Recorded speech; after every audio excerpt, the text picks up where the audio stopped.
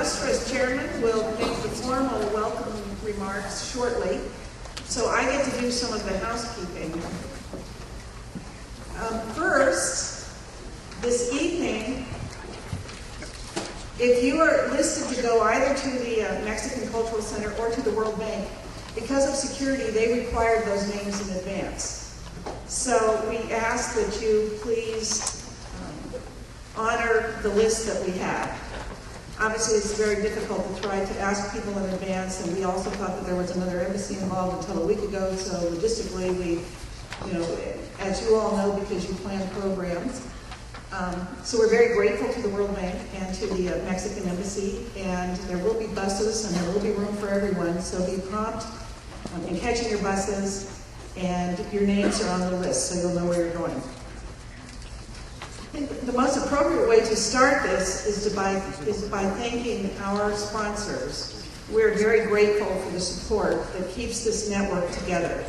And without them, we would be independent councils and we wouldn't have the privilege of conferences like this or the networking, which has led to significant growth in the council system. So first, we would like to thank Anheuser-Busch. We have representatives today for their generous support over the years.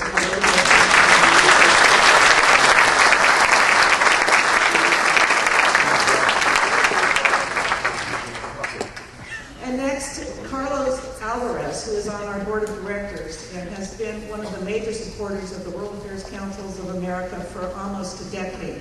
Carlos unfortunately could not be here, but our former Vice President, Barbara Schneider, is here. We would like to give a great round of applause for Carlos.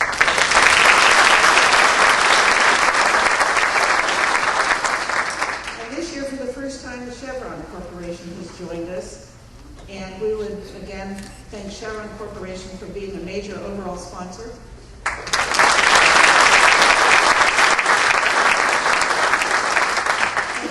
One of our councils supported us in a very big way this year by hosting the James Baker Award Dinner and gave us a significant check to do that, which again makes this possible. Dixie Anderson and the World Affairs Council of Western Michigan.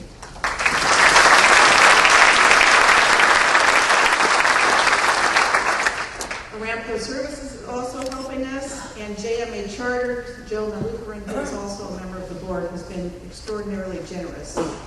Our raffle tickets prize this year is from Holland America Lines, so we do hope you'll buy raffle tickets and look forward to a cruise for two. The coffee breaks are World Affairs Councils of Dallas, World Affairs Council of Oregon, and World Affairs Councils of Philadelphia. In addition, we have one other sponsor this year.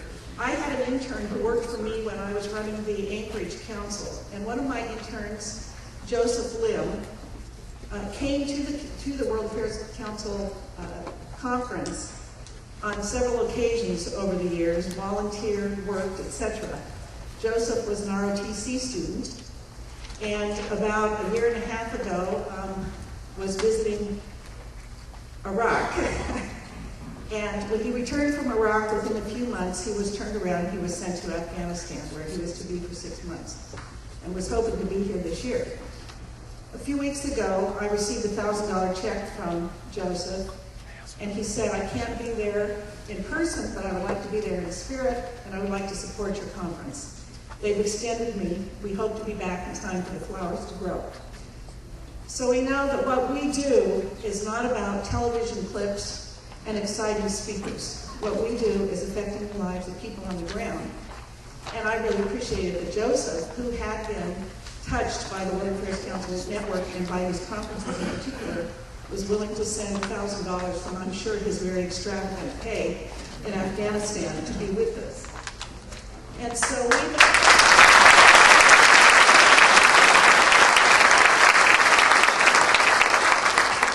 we asked that Joseph's mother join us today, who was a doctor in Alaska for many years. Dr. Lim, if you're here, would you please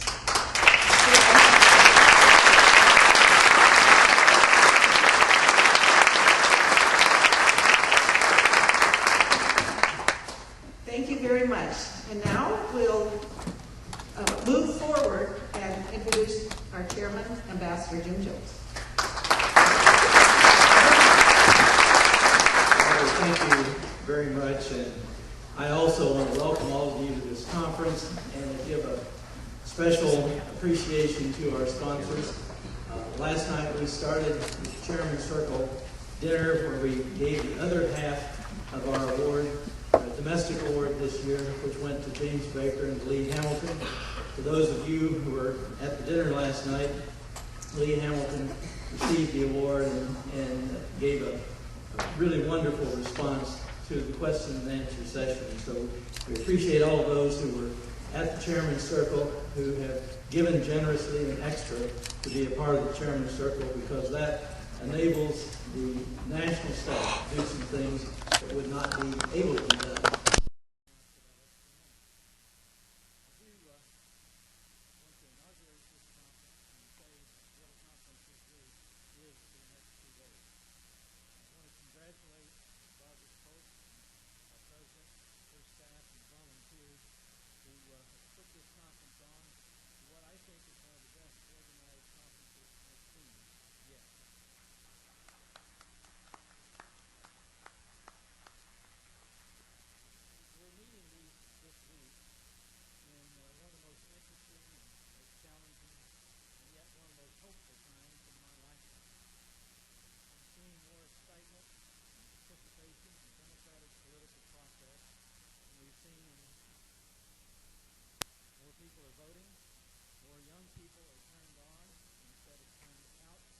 Out as they have been in recent years. Real issues are being discussed by the candidates on both domestic and foreign policy. More substantive debates are happening. More viewers are watching these debates and weighing the arguments. So, in my judgment, regardless of who wins the presidency, although I have my preferences, and who wins the Congress, although I have my preferences, what's going on this year, America really cannot lose. The World Affairs Councils are particularly concerned, as we know, about foreign policy. America's place in the world, the exercise of our responsibilities in this global village that we co-inhabit with 6 billion other people. The lineup in this conference of political, diplomatic, economic, military, academic, and journalistic stars to lead our exploration and discussion of the foreign policy issues is truly impressive. So my final plea as we enter this conference is to participate fully, ask your questions, network with each other, but don't hide the light of knowledge that you gain this week under a basket when you return to your respective communities. Shine it in your communities, generate conversation, encourage your neighbors to express themselves to those running for office and to their staff. And that really is the mission of WAPA, to learn, to decide, to debate, and to encourage citizen participation about foreign policy to the United States. And fulfilling that mission will clearly make America a more respected and a stronger country throughout the world. Thank you and enjoy the conference.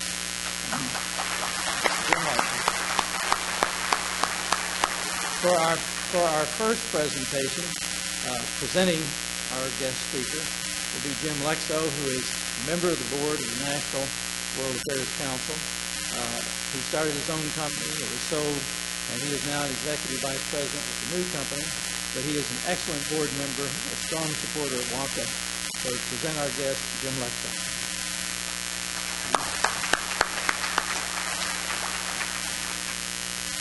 As Jim said, my name is Jim Lexo, and I'm a political junkie. That confession and the fact that I am on the national board is probably why Barbara asked me to introduce our next speaker. And it's clear to me that you're going to be on the edge of your seat for this. Mr. Zogby, and I hope you also get over your jet lag. Dr. Zogby is an expert in measuring public opinion and he also has quite a bit of experience in foreign relations. The information they gave me on Mr. Zogby says he's also one of the hottest pollsters in the United States today. I don't know if that's a People Magazine award or not, but clearly he's one of the premier pollsters in the country. He's polled for Reuters, NBC, MSNBC, Fox, the New York Post, a host of newspapers. He regularly appears on Good Morning America, The Today Show, Hardball with Chris Matthews. In fact, I saw him on Jon Stewart where he took some good hits and hung in there. He's taught history for 25 years. He's a senior advisor at the Kennedy School of Government at the Harvard University. He's a much sought after.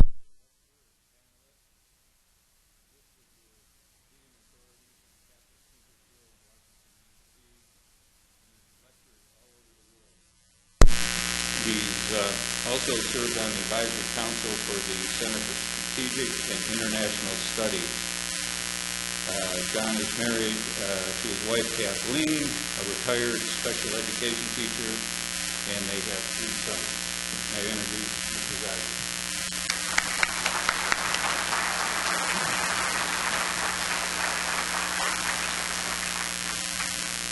This is a double pleasure because I'm so tired of Super Tuesday and the election right now that this is actually a relief to talk about something different. In fact, if you schedule this next year with me, the same topic, and schedule it in Maui, it would just make it just an absolutely perfect week. And so could I make that humble recommendation?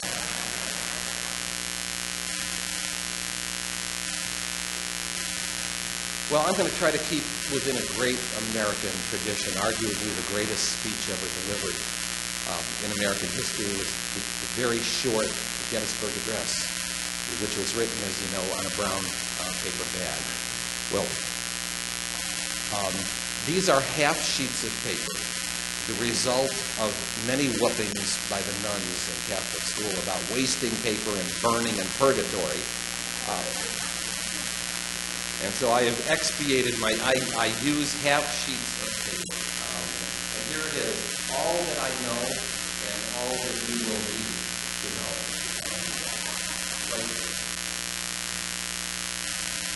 The topic was broad, and so I tried to just narrow it a little bit.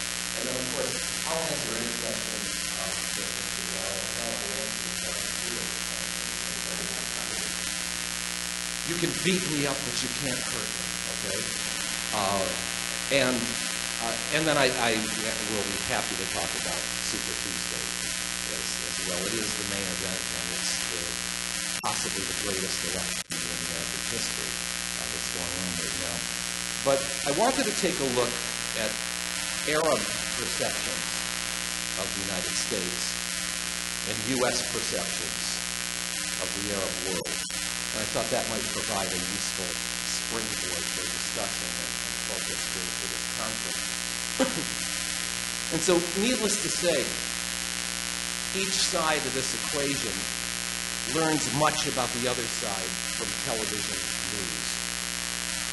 And generally speaking, no surprise, it is bad news, which is news. So, Americans are seen on a regular basis as imperialists, as greedy, as self-aggrandizing, as insensitive. Arabs, on the other hand, in this country, are often viewed as terrorists, as disorganized, as dissembling liars, and as anti-American. But through this prism, there still exists, believe it or not, a reservoir of goodwill between Arabs and Americans that cuts through these stereotypes. The reservoir of goodwill, in fact, as we'll see, still exists, though it's being challenged. And though the reservoir of goodwill is at reduced levels. And I believe, and this will be my thesis, that to those who say the damage has been done, and it has been, but the damage will take centuries or decades to repair, the answer is no. It won't take that long at all. There is still a fundamental bond and respect, actually, that exists on both sides. I was at a dinner just last night in which almost all of the Arab ambassadors were present. It was a small dinner gathering. And one by one, we all got up and chatted. And I listened to the ambassadors say precisely what my polling has discovered. In fact, to brag a little bit, that's where they got that information from. But they do talk to people. And the key word among Arabs is disappointment. They expect a lot from us. And when you expect a lot, it's easy to get disappointed. And unfortunately, we in the United States have risen to the occasion over the last few years. So what I'd like to do is just trace for you some history of some recent polling that I've done. And I begin in March of 2002.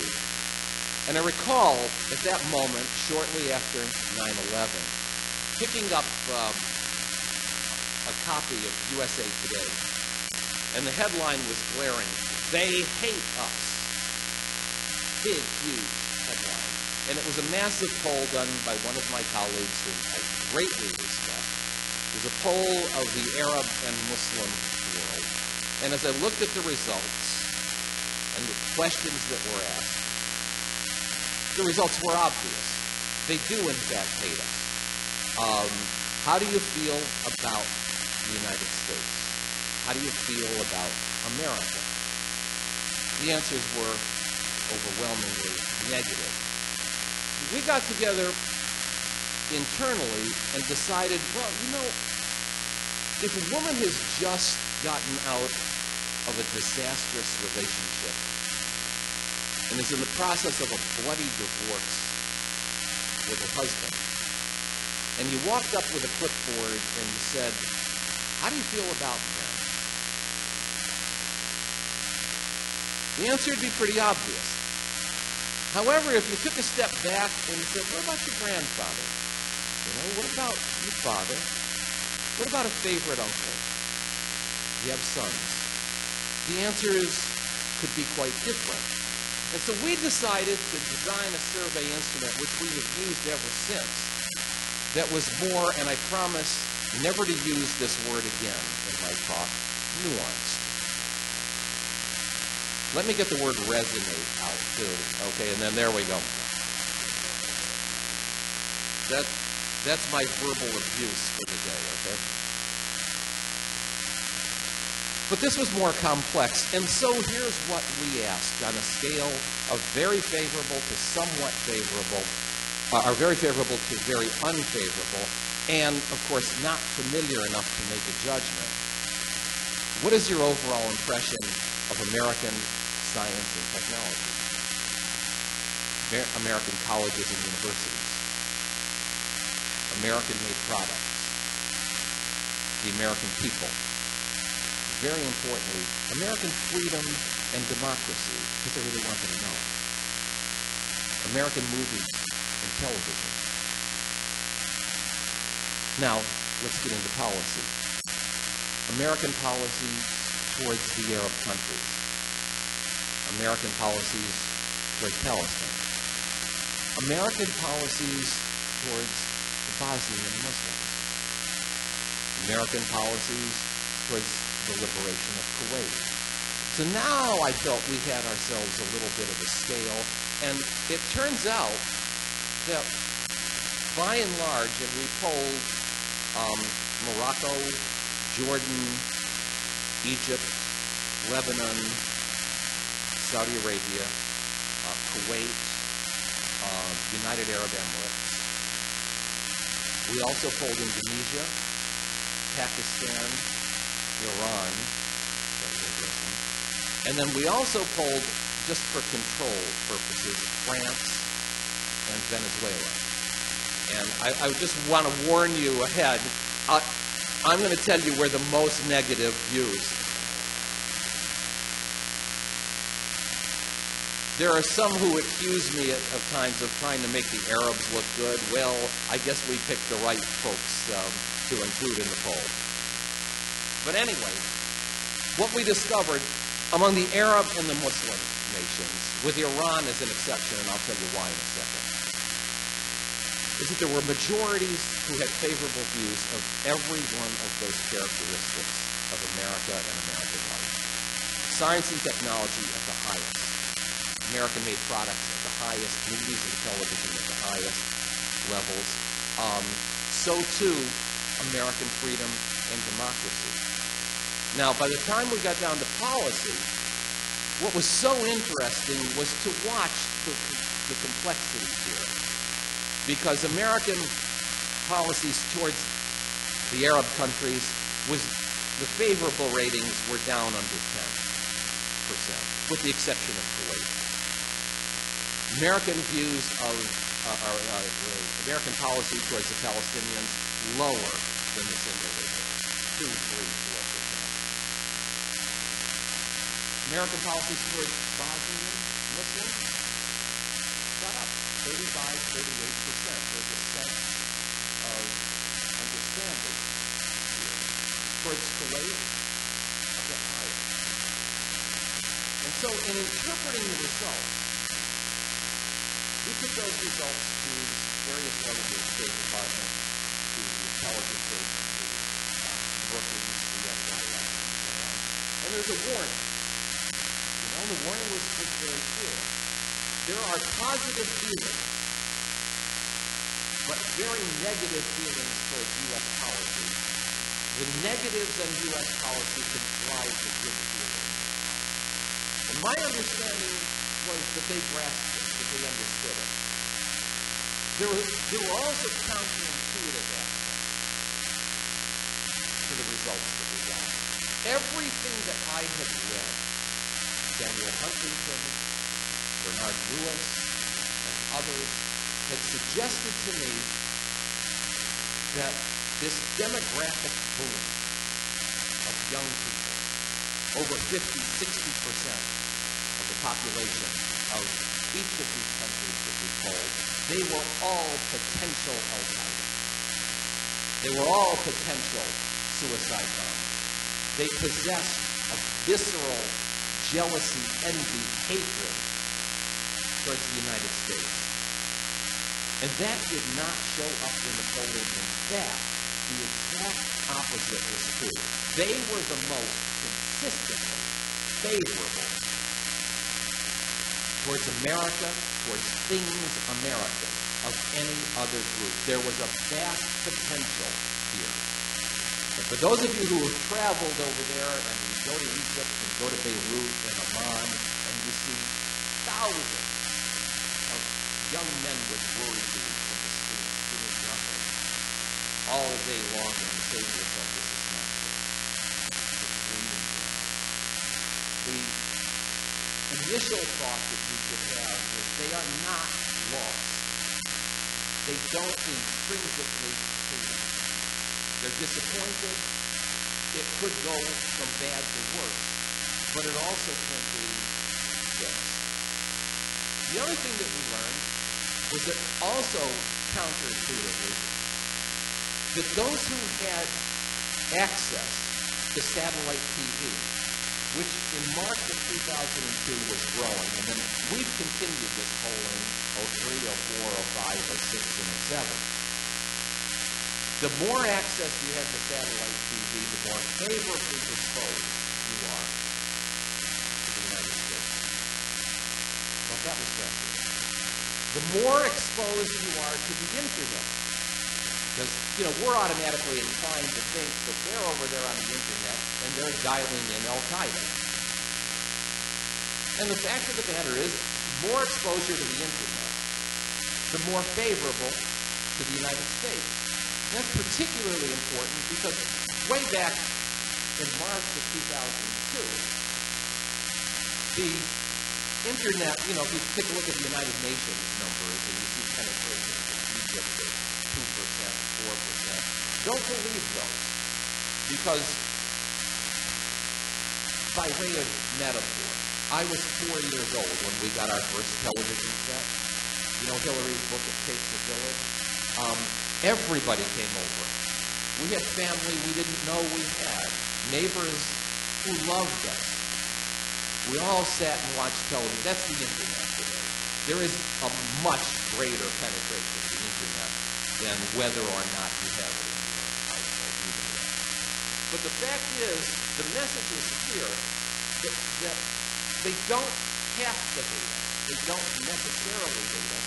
It's the policy, not who we are. It's not our freedom and democracy. They may not want to copy it, but they don't dislike it.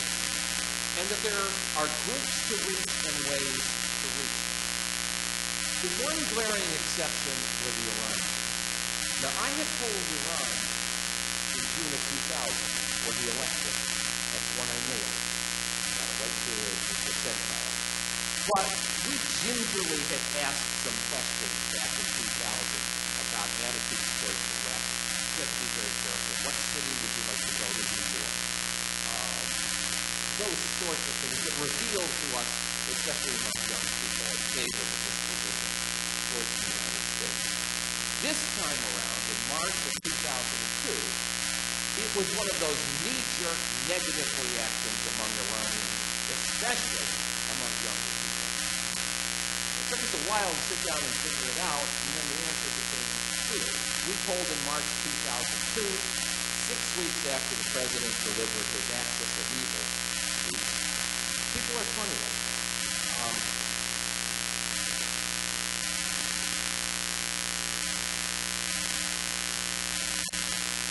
It is not a good PR technique to use.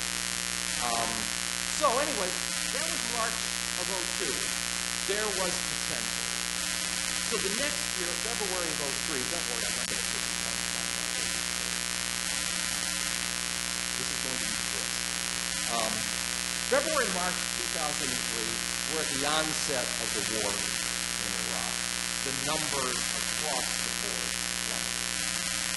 Positive attitudes towards things American went down dramatically. That doesn't even bear explanation. People are afraid. They were troubled. They were warning of catastrophes. I know that my brother at the time, Jim was doing a visiting professorship at Davidson College at the time, and he had a show on Abu Dhabi television. And what he did was actually brilliant. We could have arranged for you to get the tape on it. He had 2 classes at the University of Baghdad. Did any of you see it? And his class at Davidson talking to each other simultaneously. And our kids, the Davidson kids are really wonderful students. Our kids are saying, Saddam Hussein, freedom, don't you want things better? And the Baghdad kids are saying, what is there about bombs being dropped if you don't understand?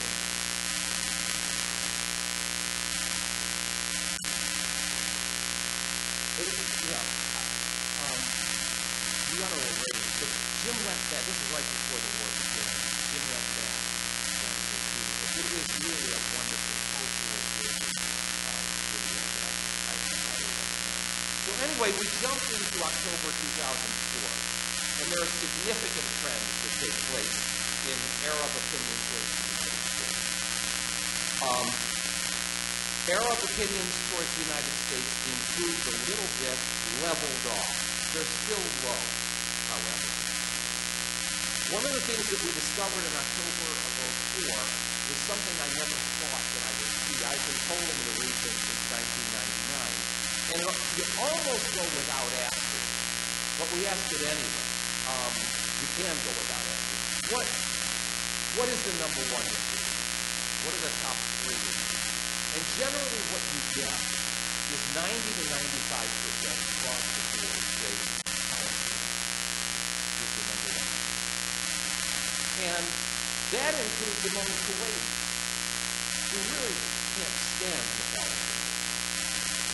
And it's not even a political issue, Palestine. Palestine is, I call it a bloodstream.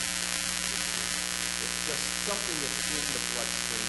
It is a definitional issue. In many ways, it's what makes an Arab an Arab.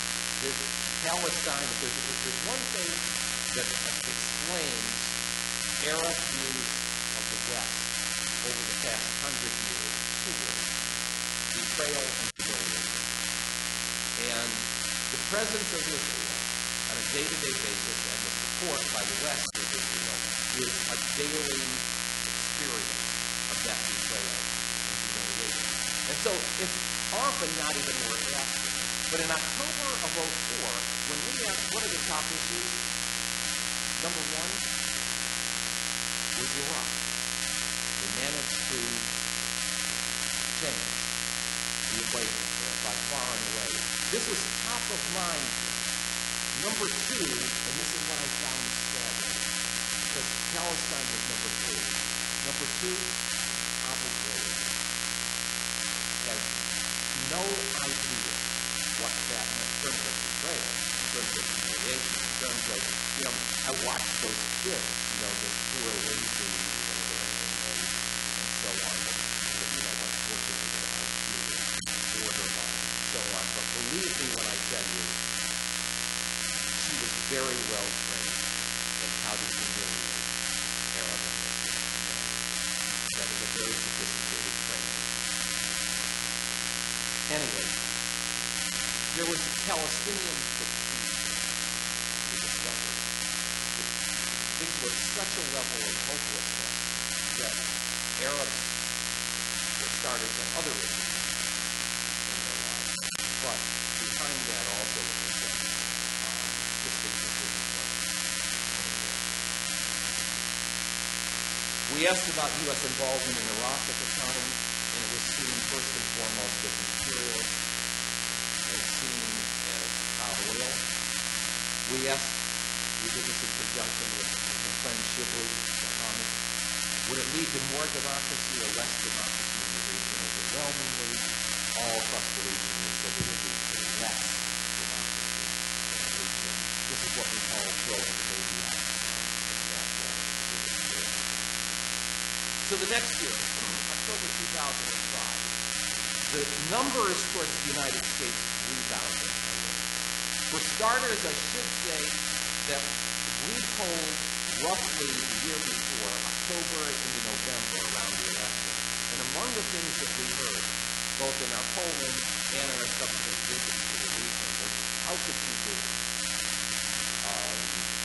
re-election? I don't want to make this politics. You kind of know what I'm talking about. But incidentally, we heard that in Latin America.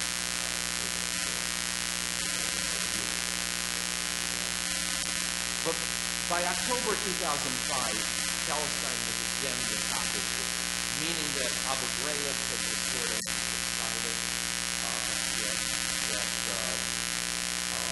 that the war in Iraq had reached its plateau. There, in fact, was a mood of optimism that was reflecting the economic boom throughout the region in October of 2005. What were the top concerns? Employment, uneven development. Arabs throughout the region, with the one notable exception being Lebanon, said that their future would be better than their present. And there was a spirit of reform. And this was really interesting, because we've got to parse this thing. Because we listed a whole bunch of reforms, and we asked them how important those reforms are. And we listed the usual ones: democratic institutions, free speech, the rights of women, modern health care, upgraded educational systems, infrastructural development. Needless to say, the reforms that came in first, this is, I guess, what falls under Maslow's hierarchy of needs. The infrastructural reforms, the healthcare reforms, the educational reforms, they're fall number 1, 2, 3, very close. Important, but less important than the infrastructural reforms were the democratic, institutional reforms. And very importantly, we followed up with, can the United States play a positive role in each of the following? And they said, now this is just a year ago, they're talking about upgrading. They said, yes, help us with infrastructure. Help us with economic development. Help us with modernizing healthcare and modernizing education. Stay out of democratic institutional reform. Stay out of the rights of women. Now look, I'm an American, but there's plenty of olive oil in here. I'm not going to hide that. And there are times that my people, ancestry-wise, puzzle me, like most of the time. And I'm not proud of it. But the women said too, jobs and economic development will handle the gender equality piece of it. I'm just telling you this because it opened my mind into their mind, but also it opened my mind into our mind. Because what are the things that we go in to do? Democratic reform. And they're saying infrastructure, economic development. You're looking at the 21 Arab countries in the Arab world, 22 entities. You're looking at a combined stock market that is now over $2 trillion in valuation. This is a revolution. You're looking at a tremendous diversification. It's more than just about oil. And you're looking at a small fraction of the value of that stock market that is American investors.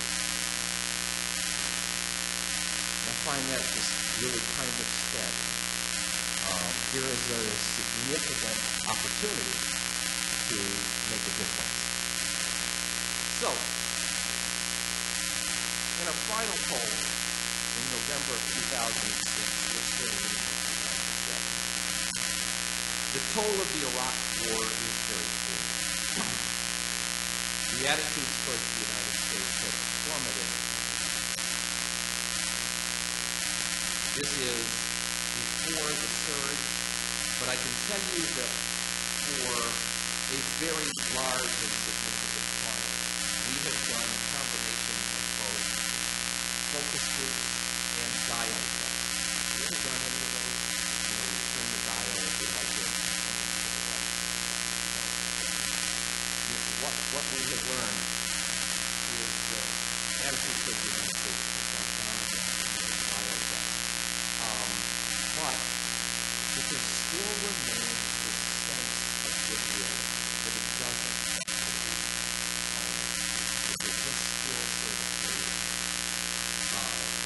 That when we talk about communications plans, and I've sat on the advisory committee on public diplomacy, I was just honored to be sitting with Joan Nye as the cognitive power commission, and the commissioners and so but too often interpreted as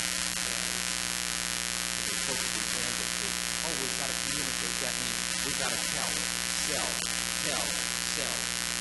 create ads, sell the United States. And the Arabs are saying, take time, do business with people in there, drive the trade. Here we want to take hands, I've got to catch a plane, get the hell out of here, 5 minutes.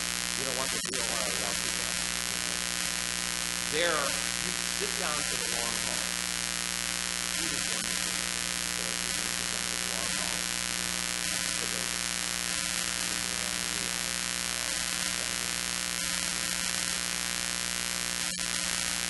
For first time I went to Saudi Arabia 10 years ago, they slaughtered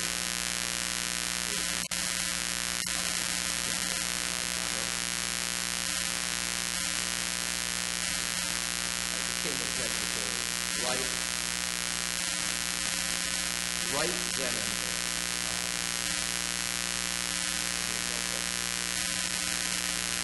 Okay. So, what about, quickly, polling here in the U.S. during the same period? A majority of Americans oppose the war in Iraq and say the war was not worth the loss of American. There is, however, as we go into this election cycle, an element of Iraq fatigue. It is no longer the top issue. The economy is, healthcare is. Americans still want to get out of Iraq. They don't know how, and they're not hearing how. And so that's what happens when you develop an Iraq fatigue. There's nothing to invest into by way of a plan for extrication. Number two, despite all of the publicity, 2/3 of Americans consistently over the last 15 years, these numbers have barely changed, blame both sides for the breakdown of the peace process between Israel and Palestine. Do they favor Israel more than the Palestinians? Absolutely. But in the dispute, they favor Israel 19 to 20% to 5 to 6%. 2/3 say they blame both sides. Or there is an equal responsibility from both sides. Nearly 70%, these numbers have not changed, wanted the Clinton administration back in the 90s and the Bush administration during this part of the century to deal equally and even-handedly with Israel and Palestine. And fourthly, Egypt has a higher favorable rating than Israel in the last Zogby poll as well as the last Gallup poll. And several Arab countries have rebounded. I was just telling the ambassadors yesterday that the thing I find the most astounding is that when I poll about attitudes towards countries or attitudes towards religion, the number one response that I get is not familiar enough to make a judgment. And that means that's just wide open territory. And I said this proudly on my Starbucks. Going to Starbucks is up number 247. Can't get to Starbucks. There is a couple around. And I mean this because I've been doing this for a long time. Individuals make mistakes. They often can be regarded as ignorant. But when the people speak in a vote or in a poll, there is a sophisticated judgment in emotion that is so much larger than the sentiment. And that's what I find so fascinating about this business. I'm very Rousseauian in that sense. There is something larger that emerges when people speak. So where do we go from here? There's plenty of hope. Hope is not optimism. That's not a bad stuff. Substantial number of Americans continue to tell us they want to learn more about the Arab world and Muslim world. When we ask them,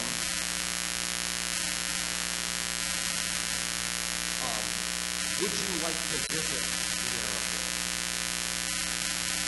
You get a substantial number, not a majority, but a substantial number who say yes.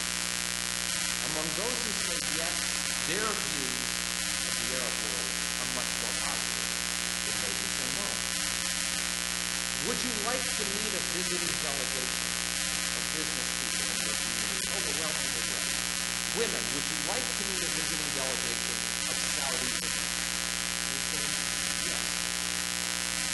When we cross-tabulate those who say yes against their views, their views are substantially higher. Number two, among Arabs, and we've done this 3 of the last 4 years, among Arabs who have been to the United States,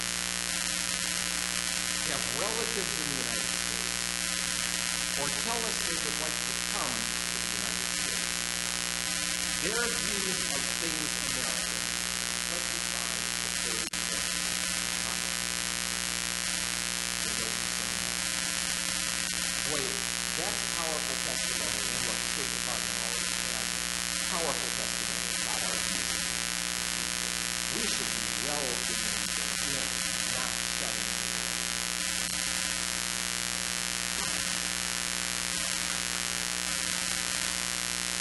Now, I am concerned about the Pakistanis who enter via Mexico. I mean, I must say that. Isn't that what most of the Pakistanis? Yes. Oh, that's right. We're building this one. Thank you.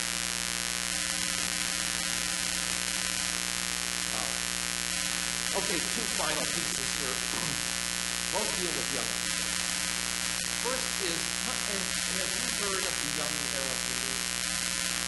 You should. Based in Dubai, they are 40 years old and younger, college educated, some still in university, but others they have entered their careers, men and women, business and the profession. It's very impressive group of people.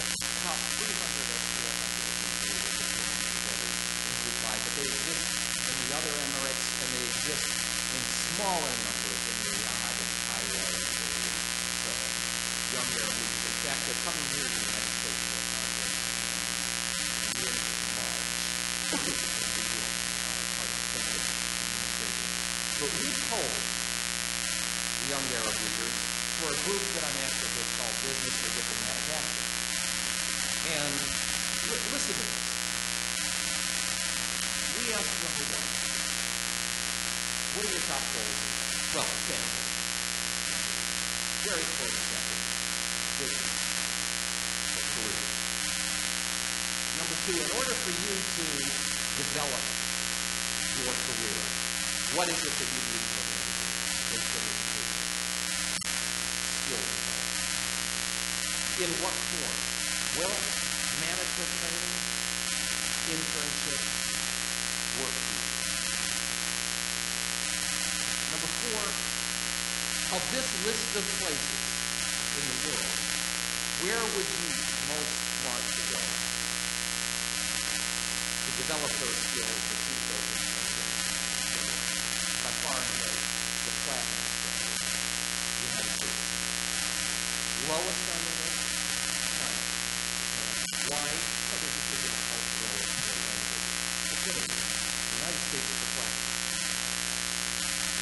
Number 5, who is your hero in the Arab world today? Number 1, same people. Hassan Nasrallah, head of Hezbollah. Why? Nasrallah. Because he stood up to the United States. Wow. There are counter-currents there, but I'm telling you there are ways of nurturing the conflict. Now let me end on the other note. My book is coming out in 12 January. And there's a chapter in there entitled The First Globals. And I'm really excited, and have been excited about this. These are young Americans, 18 to 30 years of age, with passports, who have traveled abroad, and who are, number 1, more likely than any other group to call themselves citizens of the planet Earth before they call themselves citizens of their country or residents of their city. 1 in 4 expect to work at some period in their lives in some exotic factor. These are people that have grown up with a diverse world and So they are the most favorable towards multilateralism in foreign policy, towards the role of the United Nations, towards immigrants and immigration, towards gays. They are not necessarily, quote, liberal on everything. They're an interesting group that seeks solutions to some of our most intractable social issues. And lastly, they tell us they show us, they're not necessarily the smartest age cohort. I always tell audiences like this, they may not be able to find John Ford, but they're light years ahead of previous 18 to 29-year-olds. They know there is a and that's 80% of the gap. So there are reasons to be encouraged, and I know that's the theme of this entire conference. That's why you're here. That's why you do the great work. You are ambassadors. And the ambassadors that you are so important. I don't live in this town either. Those of you, someone from Springfield, Massachusetts, on the elevator, you're the ones who are doing God's work. Yeah. This is what I tell ambassadors, heads of state, Mubarak comes to the country. Don't go to Washington. It's the worst place in the world to go. Egypt buys more wheat than any other country. Go to Iowa. Shake hands with farmers. Do you remember when Gorbachev broke the line in New York and started shaking hands with people? That was the beginning of the end of the Cold War. That was a bridge. You're building the bridges. I really am so proud of what you do, and I thank you.